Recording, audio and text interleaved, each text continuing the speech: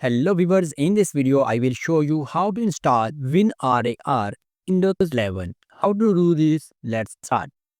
Now search in Google search engine WinRAR. Now you will find its official website. Now open this website. On this interface you will find multiple options. You can see here product option in a below section. And you will find download section. Click on download section. You will find multiple setup that support 64-bit and 32-bit.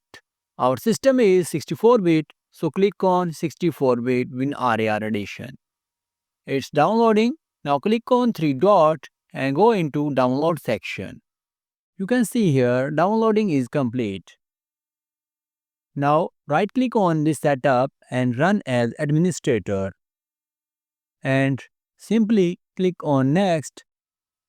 You can see here WinRAR setup has been installed. Hope so this video will be helpful for you. See you another video. Goodbye.